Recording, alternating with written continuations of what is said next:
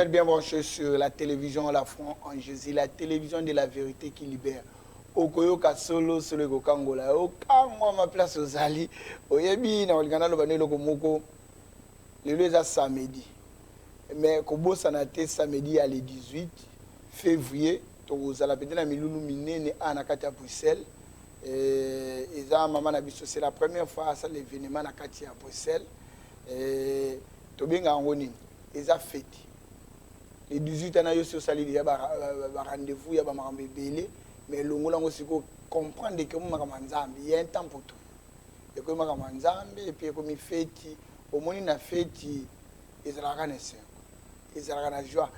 N'engalo belo au moins sans plus tarder tu as mon père. Tu fais ça mon père, mais comme il a pour mon père, ça va coacher sika, a comme il senga bino ma et ça la bien.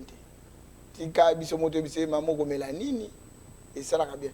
Bonsoir maman Nabiso. Shalom frère l'État. Que Dieu te bénisse. Toi aussi mon frère. C'est ta première fois de passer à la télé, donc tu as des scènes comme à casse. Frère l'État Nzambe asala eloko malamu na tango na ye. Amen. Et le bimingi. Donc il y a un eloko malamu, puis yango eli biso fête. Na ceux qui sont au thème na obeto li so mo, et pas na biso ba ngala to benga fête ni. Nteke. Donc fête. Si vous faites ya yonda wa eza suka po eza na ya Yesu. Galant des amoureux en Christ. Bien aimé tu la connecter, ko changer te, ko zapper te, to lukato belo ni mpana biso même biso mama. Mingi ba koyiba yo. Mingi pe ba yibiote. Mama Clémentine, abima wapi? Appelle mi akinonde parce que ba galant peut ko na sango mingi lelo ndeli biso siko na Bruxelles. Yangwana batutoye babima e banane ni mama bagala. Nzambe na Biblia azolo komoko permettre ngana rendre grâce parce que Bible le bina biso na mukanda 1 Thessaloniciens chapitre 5 verset 18 et le bina biso to exprimer ba reconnaissance na biso e pa ina nzambe na ngonga nyonso. Mama pambola biso kutu ngane na lelwe yande kapoto na mission na fuka mbala moko. Nzambe azolo kom to bondeli. Moses alikolo na se nzambe na Biblia to pusani liboso ya trona bokonzi na yo pona kozongisa lokumu nkembo masanzoli epai na yo na kombo na Yesu Masiya. Tata merci pona tango malamu loki na kopesa biso o tozoya lisusu kotika na maboko na yo kosenga eto leka na koassiste biso na kombo na Yesu Masiya oleka pe na koassiste bandeko na biso nyonso bazali na tango connecter nzambe bapambola mapelo longo na biso na kombo na Yesu Masiya kolo na zongi si lokumu nkembo epai na yo na ke kozwa autorité pona kobebisa miango nyonso ya satana na tango na kombo na Yesu Masiya na sengete molimo mosantu eleka na kokamba biso uta tokobanda pe kino tokosukisa nzambe nyonso tokosala ezala pona lokumu na yo na kombo na Yesu ajali mokonzi po mbikisa biso to bibongo amen Amen amen amen. Mama le bela biso na makambo appel na yo. Tokina bona bo misa question na appel na yo na makambo nzambe tu ya kokutana makambo ba galant o eza soko 7e soko 5e soko 4e lilo yo mutoko yebisa biso soko pe 3e yo ni mutoko yebisa biso po nzambe moka yibi lo bana biso na appel na appel nanga na yambi Yesu na 1988 omoni Yesu bakolakisa yo toujours ye bakolakisa Yesu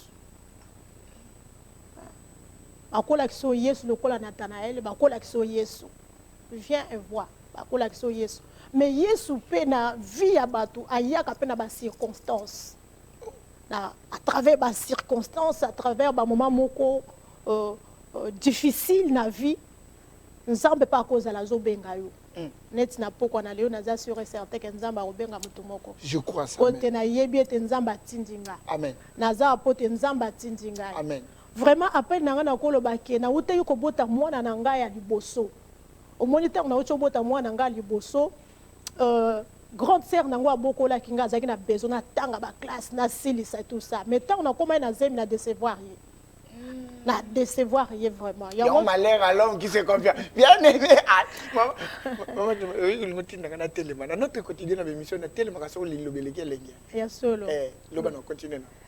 Donc na décevoir yango zomona c'est bien côté le sabbat na éducation azaki na besoin natanga ba classe na kende na tene de la gombe na kende la classe mais malgré tout ba effort na ya ko futela nga ba abonnement na kende atene nazako kosa nazako kima yango na kobanga nzambe leki nyonso amen yango ko mageto ko pesa mwana éducation nyonso melakisa mwana na yo kobanga nzambe amen on nazako banga nzambe te na yebaki nzambe te na tombaki enceinte na koyaki na koma na zemi ta na koma na zemi grande sœur asilika na ndenge moko osakana te bon grande sœur moko azaki na kati ya lupango ndenge tokola na Afrique wana akoma komona misère na ngazo mona ke mwana vraiment en tout cas ça ezoko s'arranger te grande sœur wana lobaki na ngai na komema yo quelque part na kolakisa yo mutu moko fosa na ye connaissance abinanga koko la tête okende bref tokende na grande sœur wana ezalaki croisade ya parole pas ya armée de l'Éternel pas ya papa Coutinho Fernando c'est sika ndenga na yambaki Yesu na 88 na palais na signé par la Dum to komi wana oui babengaki mutu aye liboso nanu asali connaissance te na nzambe wa pesi nanu vi na ye pa na nzambe te en tout cas na tombolaki na yebaki nanu te na tombolaki loboko nanga donc na yambaki Christ et pas ya Coutinho na 88 au moni bible le bina biso soki mbuma ekwei et polité et ko pe ko bota mbuma mususu te comment tala yo nazomona mama yo tumbola ngai nani ngabwete émission ya notre na telemaka lobana mbuma ifo esa nini ekol elonama mais tango baloni mbuma ifo esa nini fo epola il faut pola simande et baby sima yoko sa nini et yoko bota e boti nzete après nzete yoko sa nini e boti pe mbuma nzambe akobaki kotambola na ngai il fallait que mbuma esa nini e pola na ko pola ça veut dire que fallait na les kasos na ba boko le susu ya mosali na nzambe boko on azo saluer le susu papa na ngai Mawete Gaston responsable ya église na Angola nazo pese susu bambote lesika na kendesiko yo koyeba ndenge nini ya kokufa na kati na Yesu Masia omoni yo koyamba Yesu Masia ezambuma elonami mais il faut okufa soko okufite okobota mbuma te yo yamba Yesu soko okufite obota mbuma yango wana zo wumela pona bota bambuma lobana alors nzamba asalaki grâce kete en tout cas nakufa dans un baptême par immersion, dans un baptême nangai, c'est très important pour chaque enfant de Dieu. Baptême, les alus qu'on l'accepte, kufa na Yesu pe, qu'on sait quoi na Yesu. Donc na comment que le kola na caché mon koboye spirituel on gamo na za koye bate ke ne na za boy na za na nzambe. Ozo ye bate. Koza ne oza bongo, oza déjà na nzambe, nzamba vandi kati na yo. Ozalaka na nzambe, mozo ye bate. Pourquoi nous avons battu? Parce que nous avons une ignorance, il y a ma commis. Bible ça, le Ancien Testament et Nouveau Testament. Testament c'est le comment ko bazali ko ligango na ba mutuaza ko ma ba héritier. Mais ceux qui ont héritier, aux en a connaissance il y a testament. Donc ba bien na yo. Ndenge ni sukoyo oko se réjouir na ba bien wana. Donc, Nazara qui fait maintenant nous la connaissance il y a testament ya papa. Alors, na temps on a ko le pa yo ko permettre c'est que nazo sikoyo connaissance il y a témoin il y a héritage nanga. Tant on a eu ko héritage connaissance il y a héritage nanga. Nazo pambola nzamba. Amen. Tant on a eu connaissance na ke na mukanda na nzambe na moni bible zo le bananga que car Dieu a tant aimé le monde. Car Dieu a tant aimé le monde et qu'il a donné son fils unique en fait que quiconque croit en lui ne périsse point mais qu'il a la vie éternelle. Fais le tête quand on peut ce témoignage mon ne bandeli. Yesu Masi azali assurance il y a toute la vie. Tout à fait. Jésus Christ. Et ça vous assurance to so kate mama assurance ko tu benga na kabiso mona mutuka batuti yo ka benga o to ko le soute. Siko pe assurance ngo za ba dégâts na ba dégâts. Assurance monsieur eza onda ko eziki. Assurance monsieur ya voiture. Assurance wana monsieur eza po mai ekoti tempête. Siko ya Yesu ezali ya nyoso. Akamboyo. Ya Ya nye- nazo linga mama Nzambe te na bite zo kanga lengite. ya yesu eza sikoyo nini ya nyonso yango wana nalingi nayebisa motu moko Amen. nangi nayebisa ndeko moko ya mwasi ya mobali mwana moke mokolo nangi nayebisa yo moko ekoshoke yo nalingi nayebisa ke mwana na yo akoki koboya meme koassiste na enterrement na yo nalingi nayebisa ke mobali na yo akoki koboya meme koassiste na enterrement na yo mwasi na yo mpe akoki koboya koassiste yo na enterrement na yo mais eza na mutu moko akotika yo te akowangana yo te bible elobi na biso na mokanda ya Romains chapitre 5 que Nzambe Dieu a répandu son amour dans nos cœurs. Dieu a répandu l'amour de Dieu, son amour dans nos cœurs par la puissance du Saint-Esprit. Alors, ce qu'on a na bolingo wana, on peut pas nazoloba ke mwana ko assister au enterrement. Fele tana kutani na ndeko moko. Na teye liloba na Nzambe. Nazo yebiso ko zela okoma na 72 ans te. Nazo yebiso ko zela to koma na 60 ans, ko zela to koma obela. Ko zela to kota hôpital. Oh. Ko zela te des cas de zone yo. Parce que Bible le voleur vient que pour dérober, gorger et détruire. Ko zela te obela. Ko zela te okufisa. Ko zela te baboya yo. Oh, wana kute koma ka danger. Malamu donc ne na zolo baboya Nzambe atininga pona yo. Nzambe alingi oyamba Yesu Masia. Lokola mokonzi pe mobikisi na yo. Po Yesu azali assurance ya vie mobimba. Oh. Aza assurance. Azali na yo. Akozala na yo. Protéger yo. Mettre yo en sécurité. Quoi qu'il en soit. Peu importe le moment, peu importe les circonstances. Jésus-Christ, la Bible nous dit, Dieu a répandu dans nos cœurs, par son esprit, l'amour de Jésus-Christ. Qu'est-ce que l'homme cherche sur cette terre? Et l'on dit, ce que les abonnés ont noté. On est dans sa priorité. Alors, tu as vu ça, yo. Oyamba Yesu, lokola mokonzi. Pe mo bikisi ya bomo ina yo. Mama Clémentine, ndeko moko azala emotion na ndako azomitungisa. Ya motolo bila makambo to yelaki. C'est Saint-Esprit qui nous contrôle maintenant. Amen. Bondela pona ndeko moko. Ayamba Seigneur comme sauveur. Amen. Interpeller ndeko moko. Ndeko so bandaki ane bien te. Amen. Azondi mate, abinde batu so yo kaka bilengi ane. Menga ndenge bandaka ndenge ane utai koleka. Amen. Yeah, ayamba Yesu. Bondela pona ndeko moko kamera ya mo. Vraiment na lingo yamba Yesu ndeko nanga. Pona ni yoka témoignage nazo pesa yo. Nakuta ina mutu 73 ans.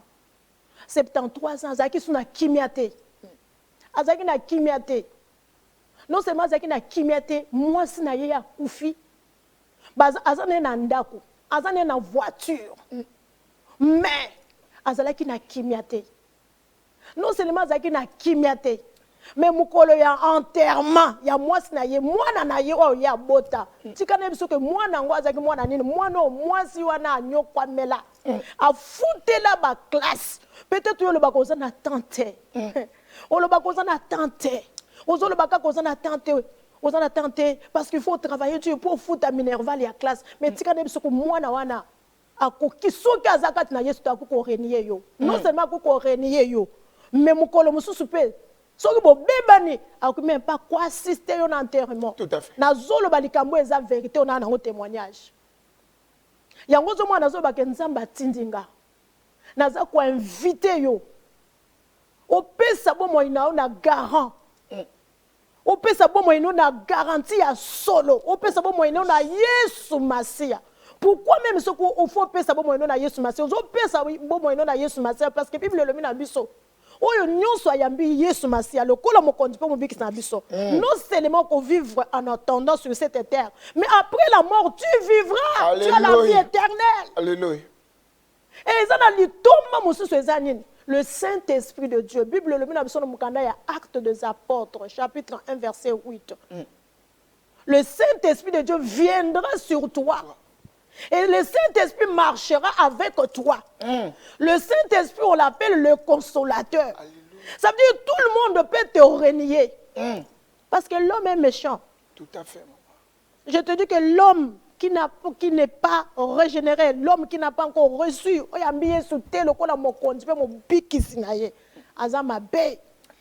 nazo biso ke moi ando akuko boya ko assister au enterrement moi ando akuko boya ko assister au hôpital mobile ando akuko boya ko assister au enterrement na moni moi c'est assister mobile na yete azako linga na enterrement à cause ya kanda à cause ya zua muto ko abandonner yo mais yo so ko abandonner yo. Alléluia. Yango nazo inviter yo pour la sécurité na yo moko. Parce que Bible ezolo bana biso na Jean chapitre 10 verset 10. Le voleur vient que pour dérober, égorger et détruire. Il va te voler. Il peut voler tes enfants. Il peut voler l'amour de tes enfants. Il peut voler l'amour de ton mari. Il peut voler l'amour de ta sœur, ton frère. Il le vole. Il met la haine contre toi. Et tu restes toute seule. Et si tu n'as pas l'amour de Jésus-Christ dans ton cœur, tu seras le plus malheureux du monde. C'est pour cela, cet après-midi, nous avons bâti un Alléluia. Pesa tana yo. Na Yesu. Pesa yeta na yo. Tant oza kaka ote. Naza na tante. Oza kaka na tante pour que travailler pour na bana. Oza na tante pour na kolamba. Oza na tante. Mais nzamba zo sengo na tango ya tango na yo. Pesa ye peton. Net na point midi oyo. Pesa ye tanka ya minute ya muke. Ya koloba na ndenge loba na nzambe zo loba biso na mukanda ya Romains chapitre 9 verset 10. Et le bina biso c'est en confessant de la bouche. On croit du cœur. Et on parvient au salut. Et sengeli au sanini, au confessé. Nazo invité yo yamba Yesu Masia. Lokola mokonzi, pe mobiki sina yo. Yesu azala vraiment assurance. Ya ba dégâts des eaux au diable akoya nango. Le voleur viendra pour voler. Il va venir pour voler l'amour de tes enfants, l'amour de ton mari, l'amour de tes sœurs, l'amour de ton finance, ta finance, l'amour de ton travail, l'amour de ton séjour. Le diable, c'est un voleur. Il viendra pour voler. Mais s'il a déjà volé, ou il va venir voler, qu'il trouve déjà qu'il y a la source. Ah, yes. Gloire soit rendue à l'Éternel, notre Dieu. Vraiment, nazo sengayo, nazo kopesa osusu vraiment invitation oyo oyamba Yesu lokola mokonzi pe mobekisi na biso. Soki olingi koyamba Yesu ko répéter nanga elongo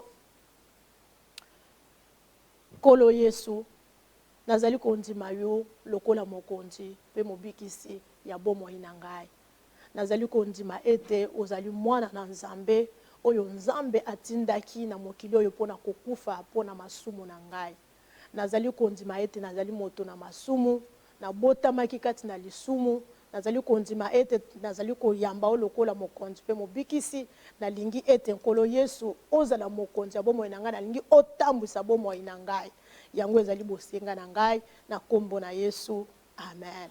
Nzambe apambola yo oyo osepeli na après-midi ya lelo vraiment koyamba Yesu lokola mokonzi pe mobikisi na yo vraiment nalingi vraiment otikala na contact vraiment ceux qui aux en église te oluka église ya pembeni l'église des ali okende ozala orienté ozala suivi parce que Bible le minabiso si quelqu'un est en Christ dès Corinthiens chapitre 5 verset 17 si quelqu'un est en Christ il est devenu nouvelle créature voici toutes choses sont devenues nouvelles donc semence et quoi donc ce qu'il faut bomo yasika buma il faut esala nini epola tika nzamba pambola mama to continuer makambo to bengeli ya minene awa na moni ndingo pesi témoignage muke me avema to vanda nango te to leka muke pona to elisa ngonga makambo ya bagala ebanda ndini gala o to moni lo po invitation to liba to lelo invitation to liba to invitation po ezali gala des amoureux en Christ et témoignage to kacha mwa muke po ekolama na mukolo to kubenga yo pour te vendre seulement solo à témoignage et t'as tenu bien pour na kolinga ko tombola kolo vima ko la kisamisala ni aza kapalo ya kosala et papa o tu bakansaka neti kola sala kate to makamne pe suki njoka ne kola za neka kosala gala des amoureux pour na nili kaniso ya gala des amoureux et uta wapena gala des amoureux et uti wape uta ke panzambe écoutez pas une Nzambe parce que Bible zolo banabiso tout d'abord un papa. Et zolo banabiso na mukanda il y a Actes des Apôtres chapitre 1 verset 8. Je vais lire la parole de Dieu. Amen. Mais vous recevrez une puissance lorsque le Saint-Esprit viendra sur vous et vous serez mes témoins en Jérusalem en Jérusalem Jérusalem, dans toute la Judée, dans la Samarie et jusqu'aux extrémités de la terre. Fait l'état, Bible le binabiso, lorsque vous recevrez le Saint-Esprit, il faut que bango papa que moli mon ensemble et yaka na bomo ina mutu pona kwa accomplir l'œuvre de Dieu. Tout à fait. Saint-Esprit ayaka na bomo ina mutu pona ko sa nini. Bible le bina mukanda ya Jean. Jésus a dit, j'ai encore beaucoup de choses à vous dire, mais vous ne pouvez pas maintenant. Non. Mais je m'en vais au Père. Quand je serai venu, le Saint-Esprit viendra. Et quand le Saint-Esprit viendra, il vous enseignera toutes choses.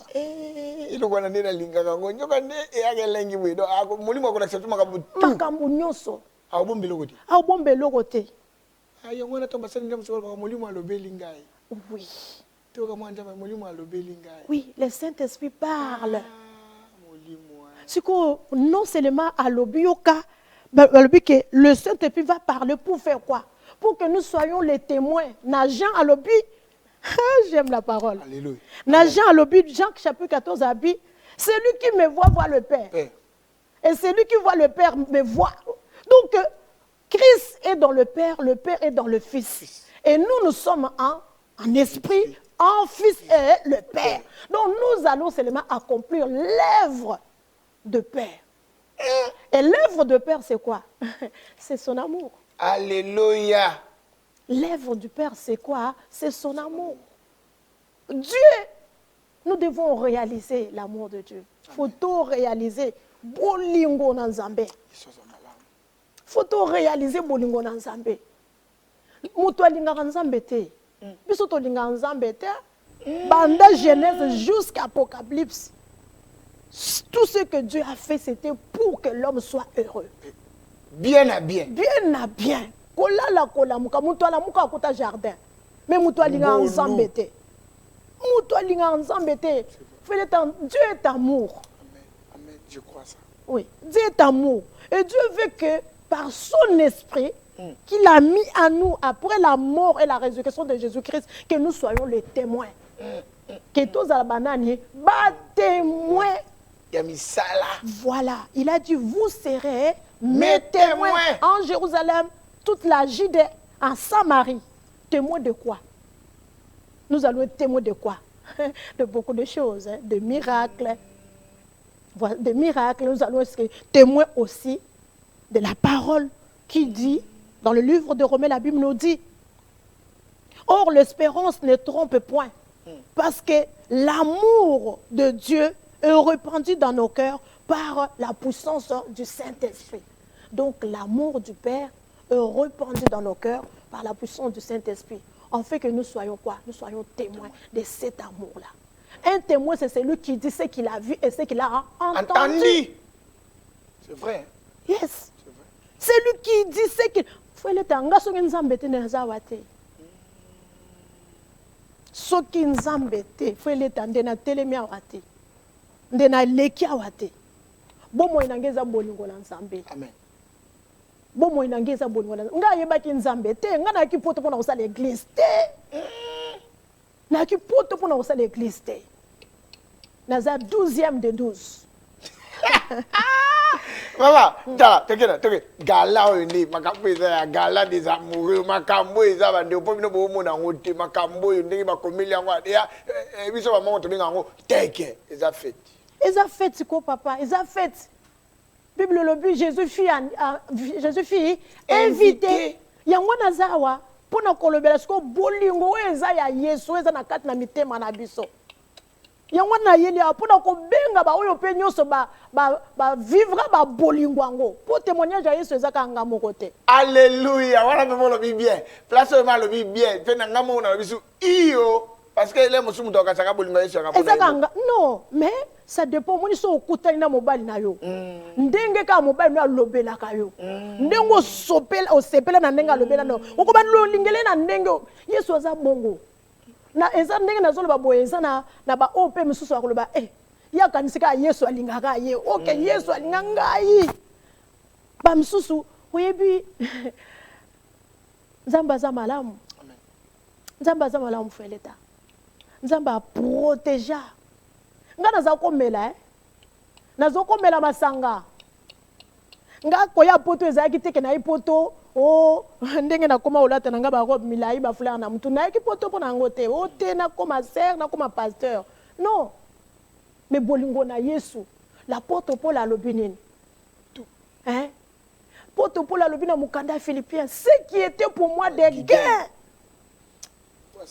Même famille n'angeza qui li tomba. Oui bila mususu période moko mutu moko abinanga famille ezonyo koma kuna me yozo futaka ba église. Famille nanga ezaki li tomba. Maintenant on komi kati na Yesu. Alléluia. On réaliser bolingo wana.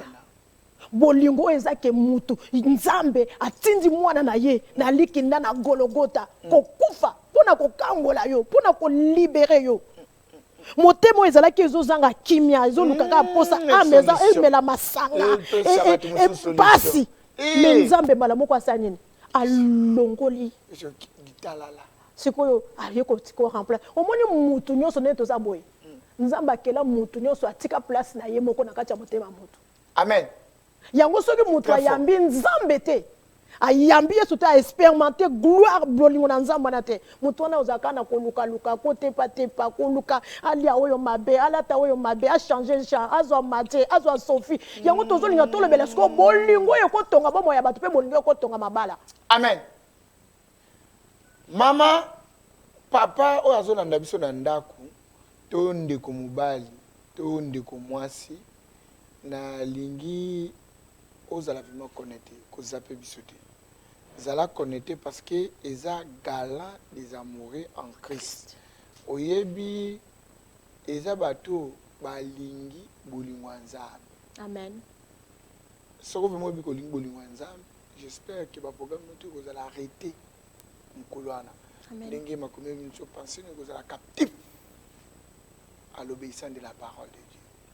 Amen. Bolinga bima Maman, mutaya na attitude nini na galant oya bolingo ya nkolo Christ.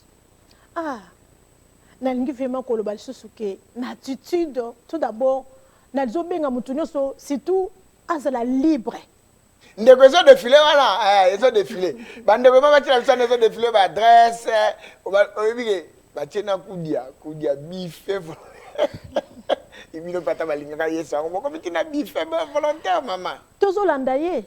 Bible lobi ateyiti ayebisi bango ke ba disciple abi otozongisa bango l'air eleki ya yebisi bango vandisa bango bopesa bango kolia nzoto eza nécessaire pe za la nourrir. Mais oui maman pasteur Clément au comme loin bif volontaire donc on est ma nteke bonga na zanga fête le bana masolanga na fête. Oui, fête parce que fête est biblique. Amen. Festin, noce, il faut aller voir le mot noce. C'est une festivité des enfants de Dieu. Amen. C'est un rassemblement des saints, du corps de Christ. Donc, nous nous réunissons pour témoigner l'amour de notre époux. Alléluia. Donc, parce que là, nous allons au Sangana. Donc, Eza, moi si, Mobali, Moana, Mouke, Moukolo, Aza invité. Pourquoi? Parce que Tozali ko Sangana pour nous témoigner bolingo na nzambe wana. Bolingo na nzambe wana. Pourquoi? Bolingo na nzambe wana faut témoigner yango. Parce que mukanda na nzambe le bina biso na mukanda ya Romain. Eza na batu mususu esengeli ba yoka. Litomba na biso yango na bit na biso yango wana. Tozo témoigner pour mutu muso ko loba me bo témoigner yango kana bandako na bino. Bo témoigner yango kana ba église na bino. Bo témoigner yango ba place bo utala ka bozo témoigner. C'est fort hein. Mais le Bananzambe besoin recommander biso na mukanda ya Romain chapitre 10. Et le bina biso nini 14 abi comment entendront-ils? Parce que la Bible dit quiconque invoquera le nom du Seigneur Jésus sera sauvé. Oui. Il faut que Batouba s'ani babelela Yesu babikisama. Mais Batouba na bakobelela Yesu ndenge nini soki Batouba telemite pona ko témoigner. Maman na keno maman mbamba moi ndeto baka taxi ana TV la fange to sala moi taxi to kita.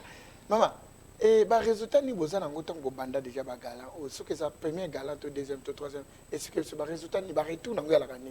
Ba retour na bango nango papa tikana ebiso lukuté za mabete eza ba positif mais positif eza muke. Mais positif eza belé mais négatif eza limuke, négatif eza muke. En tout cas tant on kolo a pesi directive ya kosala gala des amoureux en Christ. Première fois na mona ka fiche na ko zana na témoigner lelo. Amen. Première fois na mona ka fiche na ko tanga bandaka gala oyo na longola net. Zamba malam. To betsa makali bako. Yala kana boutique na ngai. Na la kana boutique ba CD, DVD na banja webi yango. Chrétien. To bandi pekala il faut l'état. Ndeko na témoigner mo mona kaka na fela bato ba ebinga moi kala fe na activité pe sumususu. Yes. To na mona ka fiche yango. Depuis gala chrétien amoureux de Christ. Ah, batemo to mona, il faut na bato betsa ba libako. To mona makambo. Tant na zolo babongo le kaki pas même des jours pour batika ba fleur on a nini pa nanga, la boutique pa nanga. Na matonge. Na matonge. Et l'équipe pas même des jours na yemo ka personne à côté. Tant à côté, na vini maman likamuni likanisi ozaki yango wapi. Nde aiko fungula ngai wana pe première fois na yo ka epe côté ma exotaki ngani ti mwa muke et toleka ngana imongana na ngamba comptoir na ngai nini ye na ngamba lobi na ngelo ko be makasa ipe leta oyebi olie batu bakende kokuta na ka jour ba fête wana ba le 18 ba bolingo muso ebandaka kaka wana ya buzoba baki osa bolingo pe ka même mukolo zemi pe koti lobi ko mona baki balongoli mwana ngo babomi mwana batu basali masumu oli batu ba ko sepela na Yesu bako ya ko ka bonne nouvelle interpella kanga na binzambe tangu ya bimi ake bande ngo ngapena pesa témoignage nanga tangu ya bimi ake na bi asana raison balbaka ba moura ya journée des amoureux nzoka ndia ka ba makama be kobo ya minene sala makawana bolati pe ba rose ba rouge ba makila azobana ngama ka mbele musule musuna bosana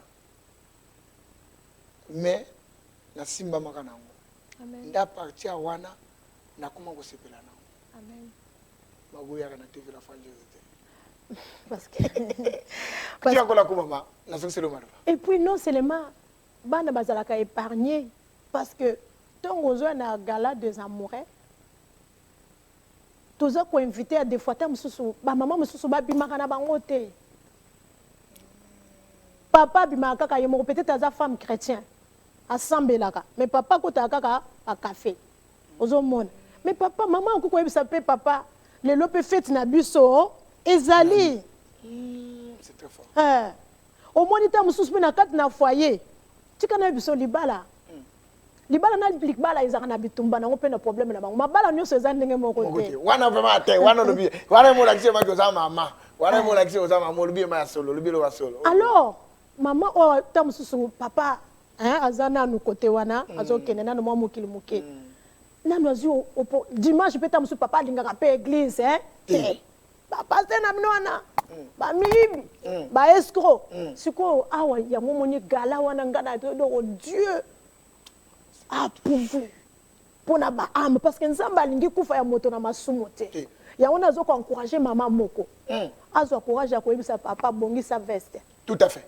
ngana sina bongisi robe pour to kende na soirée des amoureux en Jésus-Christ donc ezali vraiment soirée moko donc o ezali ko permettre maman to papa pe asambelaka mais maman zanano côté wana donc quand me kapé ko sa maman yo kendaka toujours moi ba soirée no ya mokili ba boîte ozana no kuna mais siko biso pe tozana soirée na biso accompagne-moi ozomona donc eza soirée moko parce que Bible le dit réjouissez-vous dans le Seigneur yo réjouissaka wapi pasteur ekoleka na ndenge ni tozoki masima ngonga. Ekoleka na ndenge ni programme ezane pour na moni boratrice bozami bala. Oui. Na moni mama bonheur, mama bolingo, mama bonheur, mama nga kuna na komo mona bengake mère bébé. Donc mère akozala.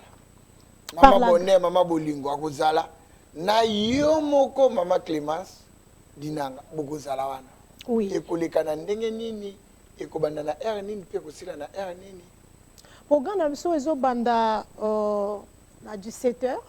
Donc ekobanda soirée tozobanda na 17h. Tobandi 17h donc eza fête. Oui, eza fête. Eza buffet, eza na boisson, eza na buffet à kolia à volonté ezali. Toza na programme na biso, toza na ba musicien autoko benga bango corps de Christ parce que Bible le na biso que Jésus-Christ c'est le chef et que l'église biso toza membre. Donc c'est pour cela que to bengisi ba musicien wana groupe bilé na mona musicien parce que mutuna mutuna na biso mekano akozala mutuna mutuna na dona ye frère na biso merci na kozala pasteur Luc akozala Prosper frère Merson pa kozala sœur Gina pa kozala maman Mutingi pa kozala eza sukati na frère na biso héritier na groupe corps de Christ. Groupe corps de Christ, c'est pas Vincent Kozangatin. Donc voilà ma ambiance na Yesu bongo raté venir ya Yesu na liloba. Liloba donc en tout cas ils ont moment moko nazo vraiment encourager libota na Nzambe. Ceux qui na lekani tout maman bonheur mutakoteya pe ndeko mabo mengo mutakoteya yo sanga mama mengo mutakoteya o sanga aya izo mama bolingo ngo ya bolingo nkolo asoloti. Par la grâce de Dieu. Amen. Donc aza oratrice na lingaka ye mingi. Kapena ngai mingi. Aza mwasi moko altara na komikitisa mingi. Amen. Azo passer ba moment moko un peu difficile mais Nzambe na lola aleka toujours na kozwa soin ya libota na ye na kombo na Yesu Masia. Nazali oratrice aussi. Et puis organisateur. Oui, organisateur, prédicateur aussi. Donc voilà, soirée na biso kozala bongo, donc kolia koyoka liloba na Nzambe. Thème na biso ezali cette fois-ci. Voici l'os de maison. Cette fois-ci. Mama bozo banga te mukolo wana batu ba yape ko banda mabala. Mais wana tukuti mwana terre na ya mbuto ke nimana po na pesa be ba sere na biso be ba miko po baza ba jeune fille donc makambo ya libi. Posa na biso eza penda ke mabala nde bandela kakuna te. Na Yesu. Papa. Frère célibataire ko fanda na ndaku te. Sœur célibataire ko fanda na ndaku te. Nzamba utiliser maman ya betela bino cop. C'est nazo sino miko yo oso participer na bagala ngomba lebele. Pesa no témoignage moko oyo yebi ya mukeka mukuse potation na minute mingi te. Oui, on a déjà participé. Ton nom, d'abord, je m'appelle parce qu'il y a des gens qui te suivent. Ta télé, ta caméra là. Je suis la sœur Elika. Je fais partie de l'organisation du gala. Donc nous, on s'occupe de tout ce qui est organisation, participation des artistes, musiciens. Donc chaque année, nous le faisons avec la grâce de Dieu. Amen. Donc oui, on a des témoignages, des jeunes qui ont reçu le Seigneur, des jeunes à travers ce gala qui connaissent Christ. Amen. Parce que c'est le but. Donc qui deviennent des témoins. Amen. Les témoins de Christ, et grâce à ce gala, ça se fait.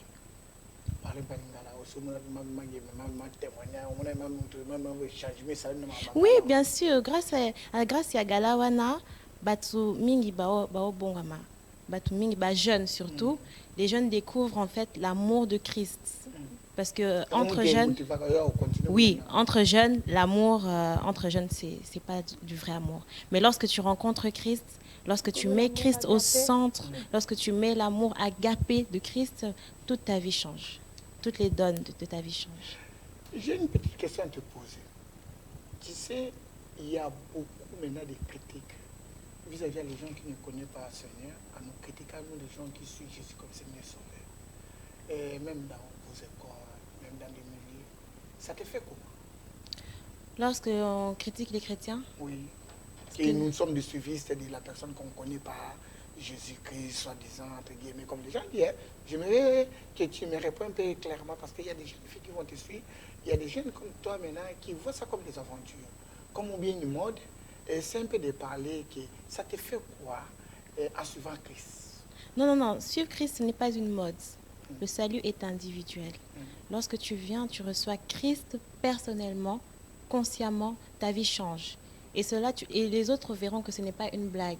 Parce que tes actes témoigneront l'amour de Christ. Ce que tu diras témoignera l'amour de Christ. Tout ce que tu feras va commencer à témoigner pour de vrai l'amour de Christ.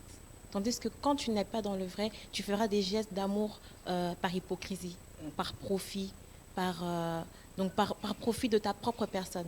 Mais lorsque Christ est en toi, lorsque tu apprends à aimer par Christ, là tu peux dire que oui, cette personne a vraiment reçu Christ dans sa vie. Merci. Passez un peu le micro chez notre sœur là. Ma sœur, ma question est que depuis que tu as commencé à participer dans des événements de galas, des amoureux de Christ, et quel résultat ou bien quel petit témoignage que tu as ou bien ce que tu as déjà vu? Eh bien, moi, je suis la sœur Baby. Si je peux parler de résultats, déjà, les gens, il y a des gens en fait qu'on invite volontairement qui ne connaissent pas Dieu. Et peut-être sur 20 personnes, dès qu'on touche une personne, ça c'est un bon résultat. C'est comme si on avait pu avoir un quota de 100% de notre projet. Tant qu'une personne est touchée, tant qu'une personne dit que Jésus-Christ existe, j'ai senti quelque chose, il s'est passé quelque chose, j'ai été touchée, on est aussi content. Et c'est ça le résultat qu'on attend, qu'au moins une personne, même s'il y a 1000 personnes, mais au moins une personne soit sauvée. C'est ça le but de nos galas, c'est ça, promouvoir l'amour de Dieu, promouvoir qu'il existe tout simplement parce qu'il est Dieu, il est amour tout d'abord. Donc on veut promouvoir qu'il existe parce que j'ai bien aimé la question que tu as posée tout à l'heure à ma sœur. Il est vrai qu'on reçoit des critiques en tant que chrétien, mais j'aimerais dire que les gens qui sont à l'extérieur de cette vie, la vie de Jésus-Christ, tant qu'ils n'ont pas expérimenté, ils ne peuvent pas savoir. Ils vont toujours nous critiquer, ils vont toujours dire c'est bizarre. Même quand on change, on a vraiment Jésus-Christ dans notre vie, ils vont dire elle fait semblant, il fait semblant, elle est hypocrite. En fait, non, maman a raison, on est mort, on n'est plus la même personne. On est une nouvelle créature. Donc c'est ça. Et tant qu'on n'expérimente pas Dieu, on ne peut pas connaître Dieu, on ne peut pas le connaître tout simplement, il faut l'expérimenter. Depuis que tu as suivi des de Christ, toi-même, tu as reçu quoi? Ou il y a quoi qui s'est changé à toi? Donne un petit témoignage, même de 1 minute, et puis fais un appel aussi à les autres, qu'ils viennent dans cette gala, parce que moi, je ne manquerai pas. Moi, je serai là parce que j'avais acheté aussi une nouvelle veste. Je porte ça là-bas. Ah oui, il faut être classe, hein. C'est une soirée classe. Gala, quand on dit gala. Gala, ma frère, tu as la place où tu m'as dit, maman, qui m'a dit, tu as mis sur à Bruxelles. Amen.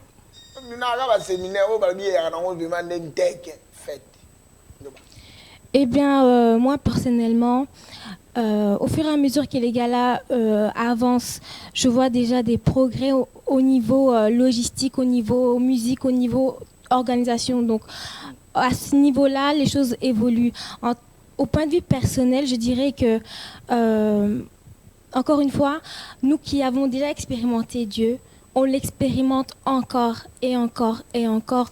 Donc c'est une bénédiction pour nous parce que ça prouve aux gens qui ne le connaissent pas qu'il existe et que s'ils sont connectés, s'ils sont, vous voyez, avertis, ils vont sentir cette connexion-là et c'est ça le plus important.